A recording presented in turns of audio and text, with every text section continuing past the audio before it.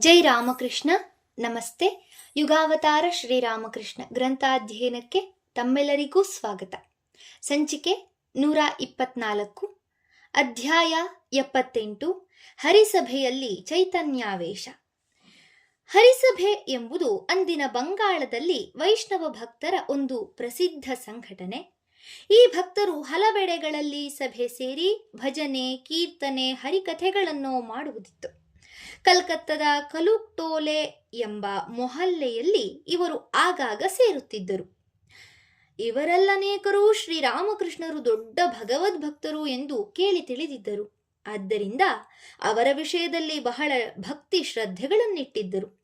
ಒಮ್ಮೆ ನಮ್ಮ ಸಭೆಗೊಂದು ದಿನ ಬಂದು ಶ್ರೀಮದ್ ಭಾಗವತ ವಾಚನದ ಕಾರ್ಯಕ್ರಮದಲ್ಲಿ ಪಾಲ್ಗೊಳ್ಳಬೇಕು ಎಂದು ಶ್ರೀರಾಮಕೃಷ್ಣರಿಗೆ ಇವರಿಂದ ಕರೆ ಬಂದಿತು. ಶ್ರೀರಾಮಕೃಷ್ಣರು ಹೃದಯನನ್ನು ಜೊತೆ ಮಾಡಿಕೊಂಡು ಸಂತೋಷದಿಂದ ಹೊರಟರು.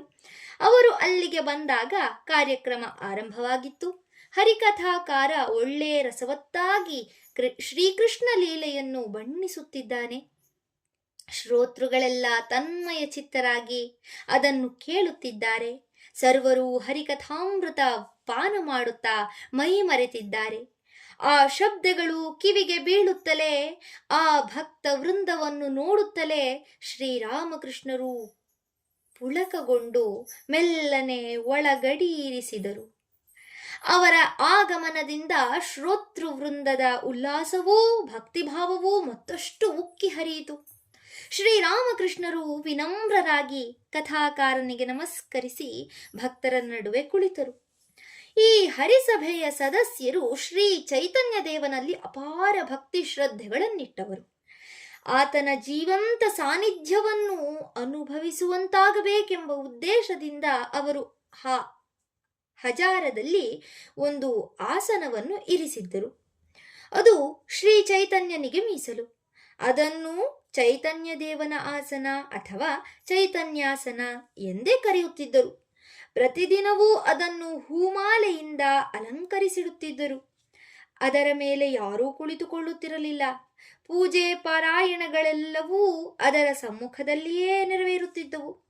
ಎಲ್ಲರೂ ಅದಕ್ಕೆ ಸಾಷ್ಟಾಂಗ ಪ್ರಣಾಮ ಸಲ್ಲಿಸುತ್ತಿದ್ದರು.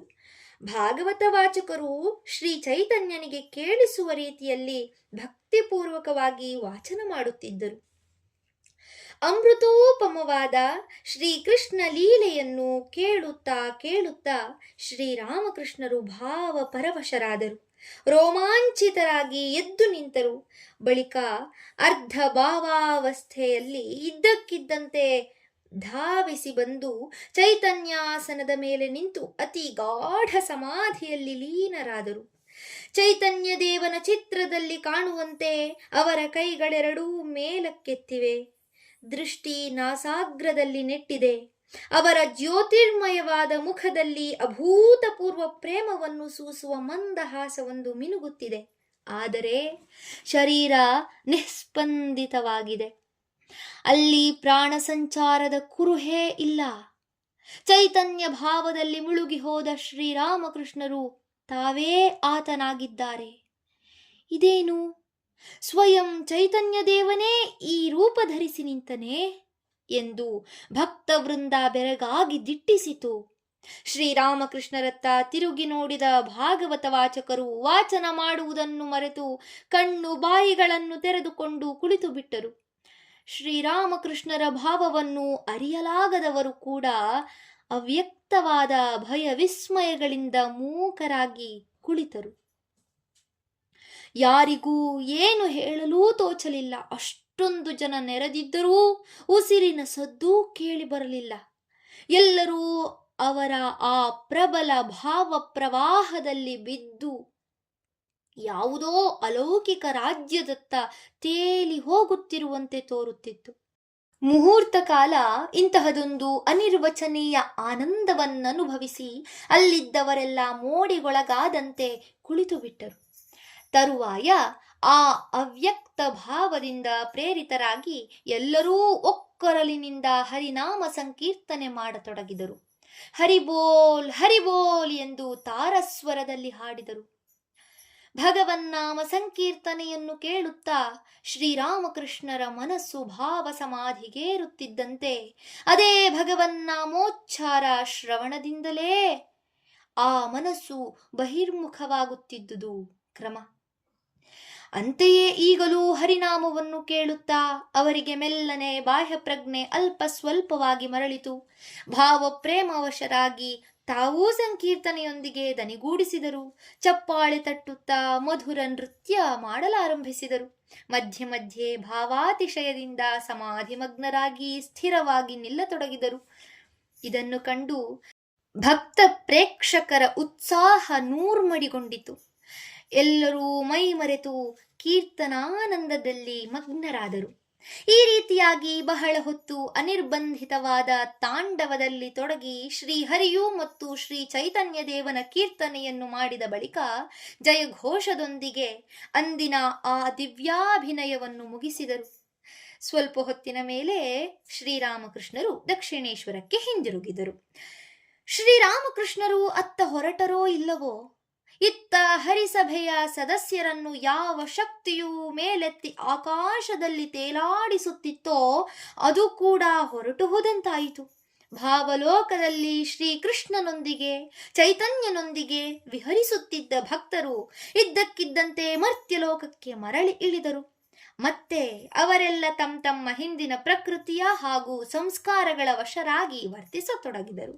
ಆದರೆ ಇದರಲ್ಲಿ ಅವರ ತಪ್ಪಾದರೂ ಏನಿದೆ? ಮನುಷ್ಯನ ಸ್ವಭಾವವೇ ಅಂತದು. ಉಬ್ಬರವಾದ ಮೇಲೆ ಇಳಿತ. ಈಗ ಆ ಜನರಿಗೆ ಶ್ರೀರಾಮಕೃಷ್ಣರು ಪರಮ ಪವಿತ್ರವಾದ ಚೈತನ್ಯಾಸನದ ಮೇಲೆ ನಿಂತುಕೊಂಡ ವಿಷಯ ನೆನಪಿಗೆ ಬಂದಿತು. ತಕ್ಷಣ ಅವರವರಲ್ಲೇ ಆ ಬಗ್ಗೆ ಚರ್ಚೆ ಪ್ರಾರಂಭವಾಯಿತು. ಅಲ್ಲಪ್ಪ, ಅವರು ಚೈತನ್ಯಾಸನದ ಮೇಲೆ ನಿಂತು ಬಿಟ್ಟರಲ್ಲ, ಅದು ಹೇಗೆ ನೀವೆಲ್ಲ ಸುಮ್ಮನಿದ್ದೀರಿ? ನೀವು ಇಲ್ಲಿಯೇ ಇದ್ದೀರಲ್ಲ, ನೀವೇನು ಮಾಡುತ್ತಿದ್ದೀರಿ? ಏನು ಮಾಡುತ್ತಿದ್ದೇವೆ? ನಮಗಂತೂ ಆಗ ಸರಿ ತಪ್ಪು ನ್ಯಾಯ ಅನ್ಯಾಯ ಒಂದು ತೋಚಲೇ ಇಲ್ಲ. ಯಾವುದೋ ಬೇರೆಯೇ ಲೋಕಕ್ಕೆ ಹೋದಂತಿತ್ತು. ಸರಿ, ಮತ್ತೆ ಸುಮ್ಮನಿರಿ, ನಮಗೂ ಹಾಗೆಯಾಗಿತ್ತು. ಅಲ್ಲ, ಏನಾಗಿ ಹೋಯಿತೆಂದು ನೀವು ಹೀಗೆಲ್ಲ ಮಾತನಾಡುತ್ತಿದ್ದೀರಿ? ಪರಮಹಂಸರು ಚೈತನ್ಯಾಸನದ ಮೇಲೆ ನಿಂತಿದ್ದು ತಪ್ಪೇ? ಮತ್ತಿನ್ನೇನು, ನಾವು ಸುಮ್ಮನಿದ್ದೆವು ಅಂದ ಮಾತ್ರಕ್ಕೆ ಅವರು ಅಂಥ ಅನಾಚಾರ ಮಾಡಬಹುದೇ? ನಿಮಗೆ ಬುದ್ಧಿ ನೆಟ್ಟಗಿದೆಯೇನ್ರಿ? ನೀವೆಲ್ಲ ಪರಮಹಂಸರೆಂದರೆ ಯಾರೆಂದು ಭಾವಿಸಿದಿರಿ? ಅವರು ಸಾಕ್ಷಾತ್ ಶ್ರೀ ಚೈತನ್ಯರೇ. ನಮಗಂತೂ ಇವತ್ತು ಹಾಗೆಯೇ ಕಾಣಿಸಿತು. ಆಹಾ, ಎಂಥ ದಿವ್ಯಾನುಭವವನ್ನು ಮಾಡಿಸಿಕೊಟ್ಟು ಹೋದರು. ಪರಮಹಂಸರೋ ಎಂಥ ಹಂಸರೋ, ಚೈತನ್ಯಾಸನ ಎಂದ ಮೇಲೆ ಯಾರು ಅದನ್ನು ಮುಟ್ಟುವಂತಿಲ್ಲ ಅಷ್ಟೇ. ಬರುತ್ತಾ ವಾದ ವಿವಾದ ಜೋರಾಯಿತು. ಒಂದು ಗುಂಪು ಶ್ರೀರಾಮಕೃಷ್ಣರ ವರ್ತನೆಯನ್ನು ಬಲವಾಗಿ ಖಂಡಿಸಿತು. ಇನ್ನೊಂದು ಗುಂಪು ಅಷ್ಟೇ ಜೋರಾಗಿ ಸಮರ್ಥಿಸಿತು. ಎರಡು ಗುಂಪುಗಳ ನಡುವೆ ಬಹಳಷ್ಟು ಚರ್ಚೆ, ವಾಗ್ವಾದ, ಖಂಡನ ಮಂಡನ ನಡೆದರೂ ಯಾವ ತೀರ್ಮಾನಕ್ಕೂ ಬರಲಾಗಲಿಲ್ಲ. ವಿವಾದ ಹಾಗೆಯೇ ಉಳಿದುಕೊಂಡಿತು. ಈ ವಿಷಯ ಒಬ್ಬರಿಂದೊಬ್ಬರಿಗೆ ತಲುಪಿ ವೈಷ್ಣವ ಸಮಾಜದಲ್ಲಿ ಎಲ್ಲೆಡೆಯೂ ಪ್ರಚಾರವಾಯಿತು. ಕ್ರಮೇಣ ಇದು ವೈಷ್ಣವ ಜನರಿಗೆ ಪರಮ ಪೂಜನೀಯರೂ ಗುರು ಸ್ವರೂಪರೂ ಆದ ಭಗವಾನ್ ದಾಸ್ ಬಾಬಾಜಿಯ ಕಿವಿಯನ್ನು ಮುಟ್ಟಿತು. ಭಗವಾನ್ ದಾಸ್ ಬಾಬಾಜಿ ಇವರು ಆ ಕಾಲದ ಪ್ರಸಿದ್ಧ ವೈಷ್ಣವ ಸಂತ, ತಪಸ್ವಿ, ವಯೋವೃದ್ಧ, ಜ್ಞಾನವೃದ್ಧ. ಇವರಿದ್ದುದು ಕಲ್ಕತ್ತದಿಂದ 80 ಮೈಲಿ ವಾಯುವ್ಯಕ್ಕಿರುವ ಬರ್ದ್ವಾನ್ ಜಿಲ್ಲೆಯ ಕಾಲ್ನಾ ಎಂಬಲ್ಲಿ. ಇದು ಶ್ರೀ ಚೈತನ್ಯ ದೇವನ ಪಾದ ಸ್ಪರ್ಶದಿಂದ ಪುನೀತವಾದ ಒಂದು ಕ್ಷೇತ್ರ. ಗಂಗಾ ತೀರದಲ್ಲಿದೆ. ವರ್ಧಮಾನ ರಾಜವಂಶದವರು ಕಟ್ಟಿಸಿದ 108 ಶಿವ ದೇವಾಲಯಗಳಿಗೆ ಈ ಕಾಲ್ನ ಪ್ರಸಿದ್ಧ. ಬಾಬಾಜಿಯವರ ವಯಸ್ಸು ಆಗ 80ಕ್ಕೂ ಮೀರಿತ್ತು. ಅವರ ತ್ಯಾಗ, ವೈರಾಗ್ಯ, ಭಗವದ್ಭಕ್ತಿ ಇವು ವಂಗದೇಶದಲ್ಲಿ ಮನೆ ಮಾತಾಗಿದ್ದವು. ನೋಡಿದವರೆದೆಯಲ್ಲಿ ಭಕ್ತಿ ಗೌರವವನ್ನು ಪ್ರಚೋದಿಸುವ ಪ್ರಸನ್ನ ಗಂಭೀರ ಮುಖಮುದ್ರೆ, ಶಿಖೆಯನ್ನು ಬಿಟ್ಟು ಮುಂಡನ ಮಾಡಿದ ತಲೆ, ಗೌರವರ್ಣ, ಒಂದೇ ಆಸನದಲ್ಲಿ ಕುಳಿತು ಸುದೀರ್ಘ ಕಾಲ ಜಪ ತಪ ಧ್ಯಾನ ಧಾರಣಾದಿಗಳನ್ನು ಮಾಡಿದ್ದರಿಂದ ವೃದ್ಧಾಪ್ಯದಲ್ಲಿ ಅವರ ಕಾಲುಗಳೆರಡೂ ಮರಗಟ್ಟಿ ಹೋಗಿದ್ದುವು. ಎದ್ದು ನಿಲ್ಲುವುದಕ್ಕೇ ಕಷ್ಟ. ಜತೆಗೆ ವಯೋಧರ್ಮಕ್ಕನುಗುಣವಾಗಿ ದೇಹ ಶಕ್ತಿ ಕುಂದಿತ್ತು. ಹೀಗಿದ್ದರೂ ಅವರಿಗೆ ಹರಿನಾಮ ಸ್ಮರಣೆಯಲ್ಲಿ ಅಪರಿಮಿತ ಉತ್ಸಾಹ. ಹರಿಭಜನೆಯನ್ನು ಕೇಳುತ್ತಾ ಮೈಮರೆತು ತಾವೂ ಆ ಗಾಯನ ನರ್ತನದಲ್ಲಿ ಸೇರಿಕೊಳ್ಳುತ್ತಿದ್ದರು. ವರ್ಷಗಳು ಕಳೆದಂತೆ ಅವರ ಈ ಭಕ್ತಿ ಭಾವದ ತೀವ್ರತೆ ಕಡಿಮೆಯಾಗುವ ಮಾತಿರಲಿ, ಇನ್ನಷ್ಟು ಮತ್ತಷ್ಟು ಹೆಚ್ಚಾಗುತ್ತಾ ಬಂದಿತ್ತು. ಆದರೆ ಅವರು ಅತಿಯಾದ ಭಕ್ತಿ ಪ್ರದರ್ಶನವನ್ನು ಸಹಿಸುತ್ತಿರಲಿಲ್ಲ. ಭಕ್ತರ ಹಾವಭಾವಗಳು ಅತಿರೇಕಕ್ಕೆ ಹೋಗದಂತೆ ಎಚ್ಚರಿಸುತ್ತಿದ್ದರು. ಭಗವಾನ್ ದಾಸರಂತಹ ಶ್ರೇಷ್ಠ ಸಾಧಕರ ನೇತೃತ್ವ ದೊರೆತುದು ಅಲ್ಲಿನ ವೈಷ್ಣವ ಸಮಾಜದ ಸುಕೃತವೆನ್ನಬೇಕು. ಅವರ ಉಜ್ವಲ ಆದರ್ಶ ಉಪದೇಶಗಳ ಬೆಳಕಿನಲ್ಲಿ ತ್ಯಾಗಿಗಳಾದ ಸಾಧುಗಳನೇಕರು ತಮ್ಮ ಜೀವನವನ್ನು ರೂಪಿಸಿಕೊಂಡು ಆಧ್ಯಾತ್ಮ ಪಥದಲ್ಲಿ ಮುನ್ನಡೆಯುತ್ತಿದ್ದರು. ಅವರ ದರ್ಶನಕ್ಕೆ ಯಾರೇ ಹೋದರೂ ಅವರ ಭಕ್ತಿ ಪವಿತ್ರತೆಗಳ ಪ್ರಭಾವದಿಂದಾಗಿ ಒಂದು ಅಪೂರ್ವ ಆನಂದಾನುಭವವನ್ನು ಪಡೆದು ಹಿಂದಿರುಗುತ್ತಿದ್ದರು. ತಮ್ಮ ವೈಷ್ಣವ ಧರ್ಮಕ್ಕೆ ಸಂಬಂಧಿಸಿದಂತೆ ಯಾವುದೇ ವಿವಾದ ಉಂಟಾದಲ್ಲಿ ಜನರು ಬಾಬಾಜಿಯ ಅಭಿಪ್ರಾಯವನ್ನು ಅಂತಿಮವೆಂದು ಪರಿಗಣಿಸಿ ಅದರಂತೆ ನಡೆಯುತ್ತಿದ್ದರು. ಬಾಬಾಜಿಯವರು ಕೇವಲ ತಮ್ಮ ವೈಯಕ್ತಿಕ ಸಾಧನೆಯಲ್ಲಿ ನಿರತರಾದವರಲ್ಲ, ಸಮಸ್ತ ವೈಷ್ಣವ ಸಮಾಜಕ್ಕೆ ಹೇಗೆ ಮಂಗಳವಾದೀತು, ತ್ಯಾಗಿಗಳಾದ ಸಾಧಕರ ಶ್ರೇಯಸ್ಸಿಗಾಗಿ ಏನು ಮಾಡಬಹುದು, ಇತರ ಸಾಂಸಾರಿಕ ಜನರು ಶ್ರೀ ಚೈತನ್ಯನ ಮಾರ್ಗವನ್ನನುಸರಿಸಿ ಶಾಂತಿ ಗಳಿಸುವಂತೆ ಮಾಡುವುದೆಂತು, ಈ ಬಗೆಯ ಆಲೋಚನೆಯಲ್ಲೇ ಸದಾ ತೊಡಗಿರುತ್ತಿದ್ದರು. ಬಾಬಾಜಿಯವರ ಭಕ್ತಿ ಹಾಗೂ ಅವರ ದಿವ್ಯ ಶಕ್ತಿಗಳ ಕುರಿತಾಗಿ ಒಂದು ಕಥೆ ಪ್ರಚಲಿತವಾಗಿತ್ತು. ಒಮ್ಮೆ ಅವರು ಕೈಯಲ್ಲಿ ಜಪಮಾಲೆಯನ್ನು ಹಿಡಿದು ಹರಿನಾಮವನ್ನು ಜಪಿಸುತ್ತಾ ಕುಳಿತಿದ್ದಾರೆ. ಹೊರ ಪ್ರಪಂಚದ ಪರಿವೇ ಇದ್ದಂತಿಲ್ಲ. ಆ ವೇಳೆಗೆ ಅವರ ದರ್ಶನಕ್ಕಾಗಿ ವರ್ಧಮಾನದ ಮಹಾರಾಜ ಅಲ್ಲಿಗೆ ಬಂದ. ಇನ್ನೇನು ಆತ ನಮಸ್ಕರಿಸಬೇಕು, ಆಗ ಬಾಬಾಜಿ ಹೇ ನಡಿ ನಡಿ ಎಂದು ಗಟ್ಟಿಯಾಗಿ ಗದರಿಬಿಟ್ಟರು. ಮಹಾರಾಜ ತಬ್ಬಿಬ್ಬಾಗಿ ಅಲ್ಲಿಂದ ಓಟಕ್ಕಿತ್ತ. ಇಂಥ ಸ್ವಾಗತ ಸಿಕ್ಕರೆ ಯಾರಿಗಾದರೂ ಸಿಟ್ಟು ಬರದಿರುತ್ತದೆಯೇ, ಅದರಲ್ಲೂ ಮಹಾರಾಜನಿಗೆ. ಆದರೂ ಅವನು ಅವಸರದಲ್ಲಿ ಏನೂ ಮಾಡ ಹೋಗಲಿಲ್ಲ. ವಿಷಯವೇನೆಂದು ತಿಳಿದುಕೊಂಡು ಬರಲು ದೂತರನ್ನು ಕಳುಹಿಸಿದ. ಅವರು ಬಂದು ಕೇಳಿದಾಗ ಬಾಬಾಜಿ, ನಾನು ನಿಮ್ಮ ಮಹಾರಾಜರನ್ನು ನೋಡಲೇ ಇಲ್ಲವಲ್ಲ ಎಂದು ಬಿಟ್ಟರು. ಆದರೆ ಅವನು ಬಂದದ್ದು ತಾವು ಜಪನಿರತರಾಗಿದ್ದಾಗ ಎಂದು ತಿಳಿದಾಗ ಬಾಬಾಜಿಗೆ ಎಲ್ಲವೂ ನೆನಪಾಯಿತು. ಓ ಅದೇ, ಬೃಂದಾವನದಲ್ಲಿ ಒಂದು ಮೇಕೆ ತುಳಸಿ ಗಿಡಕ್ಕೆ ಬಾಯಿ ಹಾಕಿದ್ದನ್ನು ಕಂಡೆ, ಅದನ್ನು ನಾನು ಓಡಿಸಿದನೇ ಹೊರತು ಇನ್ನಾರನ್ನೂ ಅಲ್ಲ ಎಂದರು. ಈ ವಿಷಯ ತಿಳಿದಾಗ ರಾಜನಿಗೆ ಇನ್ನೂ ಆಶ್ಚರ್ಯ, ಜೊತೆಗೆ ಸಂದೇಹ. ಇಲ್ಲಿ ಕುಳಿತು ಬೃಂದಾವನದಲ್ಲಿ ಆಗುವುದನ್ನು ಕಾಣಲು ಸಾಧ್ಯ ಎಂದರೆ ವಿಚಾರಣೆ ಮಾಡಿ ನೋಡಿದಾಗ ಅದು ಸತ್ಯ ಎಂದು ತಿಳಿದು ಬಂತು. ಅಂದಿನಿಂದ ಜನ ಅವರನ್ನು ಸಿದ್ಧ ಪುರುಷ ಎಂದು ಗೌರವಿಸಲಾರಂಭಿಸಿದರು. ಬಾಬಾಜಿಯವರು ಇಡೀ ವೈಷ್ಣವ ಸಮಾಜವನ್ನು ಶಿಸ್ತಿನ ಕಟ್ಟಳೆಗೆ ಒಳಪಡಿಸಿ ಇಟ್ಟುಕೊಂಡಿದ್ದರು. ತಮ್ಮ ಸಮಾಜದಲ್ಲಿ ಎಲ್ಲಿ ಏನಾಗುತ್ತಿದೆ, ಯಾವ ಸಾಧು ಅಹಿತವಾಗಿ ವರ್ತಿಸಿದ ಅಥವಾ ಸತ್ಕಾರ್ಯವನ್ನೆಸಗಿದ ಎಂಬೀ ವಿವರಗಳೆಲ್ಲ ಅವರಿಗೆ ಜನರ ಮೂಲಕ ಬಂದು ತಲುಪುತ್ತಿದ್ದವು. ಅವರು ಅದನ್ನೆಲ್ಲ ಕೇಳಿ ಯಾವ ಯಾವ ವಿಷಯದಲ್ಲಿ ಏನೇನು ಮಾಡತಕ್ಕದ್ದು ಎಂದು ನಿರ್ದೇಶಿಸುತ್ತಿದ್ದರು. ಯಾರೂ ಆ ಮಾತುಗಳನ್ನು ಮೀರದೆ ಸ್ವಪ್ರೇರಣೆಯಿಂದ ಪೂರ್ಣ ಶ್ರದ್ಧೆಯಿಂದ ಅದರಂತೆ ನಡೆಯುತ್ತಿದ್ದರು. ಹೀಗೆ ಯಾವ ಗೂಢಚಾರರ ಅಗತ್ಯವೂ ಇಲ್ಲದೆ ವೈಷ್ಣವ ಸಮಾಜದ ಆಗು ಹೋಗುಗಳೆಲ್ಲವೂ ಬಾಬಾಜಿಯ ತೀಕ್ಷ್ಣ ದೃಷ್ಟಿಗೆ ಬೀಳುತ್ತಿದ್ದವು. ಸಮಾಜದ ಪ್ರತಿಯೊಬ್ಬ ವ್ಯಕ್ತಿಯೂ ಅವರ ಪ್ರಭಾವವನ್ನು ಅನುಭವಿಸುತ್ತಿದ್ದ.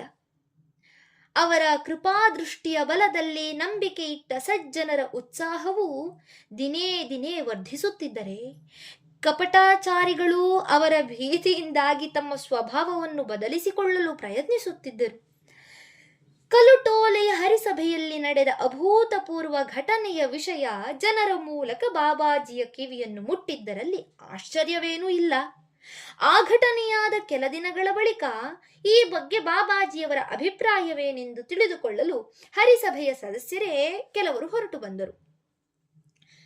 ತಮ್ಮ ಇಷ್ಟ ದೇವತೆಯ ಪವಿತ್ರ ಆಸನವನ್ನು ಯಾರೋ ರಾಮಕೃಷ್ಣನೆಂಬ ಅಪರಿಚಿತ ವ್ಯಕ್ತಿ ಆಕ್ರಮಿಸಿದ ಎಂಬ ಸುದ್ದಿಯನ್ನು ಕೇಳಿದಾಗಲೇ ಬಾಬಾಜಿ ಸಿಟ್ಟಿನಿಂದ ಕೆಂಡವಾಗಿದ್ದರು. ಅವನಾರೋ ಠಕ್ಕ, ಧೂರ್ತ ಎಂದೆಲ್ಲ ಕಟುವಾಕ್ಯಗಳಿಂದ ದೂಷಿಸಿದ್ದರು. ಈಗ ಹರಿಸಭೆಯ ಸದಸ್ಯರನ್ನು ಕಂಡಾಗ ಅವರ ಜುಗುಪ್ಸೆ, ಸಿಟ್ಟು ಇಮ್ಮಡಿಯಾಯಿತು. ಇಂಥ ಅನಾಚಾರ ನಡೆಯಲು ನೀವೇಕೆ ಬಿಟ್ಟಿರಿ? ಅದನ್ನು ನೋಡಿಕೊಂಡು ಹೇಗೆ ಸುಮ್ಮನಿದ್ದಿರಿ? ಕೈಲಾಗದ ಹೇಡಿಗಳಿರಾ ಎಂದು ನಿಂದಿಸಿದರು. ಹಾಗೆ ಸುಮ್ಮನಿದುದರಿಂದ ನೀವು ಅಪರಾಧಿಗಳೇ ಆದಿರಿ ಎಂದು ಚುಚ್ಚಿ ನುಡಿದರು. ಕೋಪವೂ ಶಾಂತವಾದ ಮೇಲೆ ಇನ್ನು ಮುಂದೆಂದೂ ಹಾಗಾಗದಂತೆ ನೋಡಿಕೊಳ್ಳಿ ಎಂದು ಎಚ್ಚರಿಸಿದರಲ್ಲದೆ ಕೆಲವು ನಿರ್ದಿಷ್ಟವಾದ ಸಲಹೆಗಳನ್ನು ಕೊಟ್ಟು ಕಳುಹಿಸಿದರು. ಧನ್ಯವಾದಗಳು. ಇಂದಿಗೆ ಅಧ್ಯಾಯ 78 ಸಂಪೂರ್ಣವಾಯಿತು. ಮುಂದಿನ ಸಂಚಿಕೆಯಲ್ಲಿ ಹೊಸ ಅಧ್ಯಾಯವನ್ನು ಪ್ರಾರಂಭಿಸೋಣ. ಓಂ ಶಾಂತಿ ಶಾಂತಿ ಶಾಂತಿ. ಹರಿ ಓಂ ತತ್ಸತ್. ಶ್ರೀರಾಮಕೃಷ್ಣ ಅರ್ಪಣಮಸ್ತು. ಸರ್ವೇ ಜನ ಸುಖಿನೋ ಭವಂತು. ಜೈ ಶ್ರೀಮಾತಾ.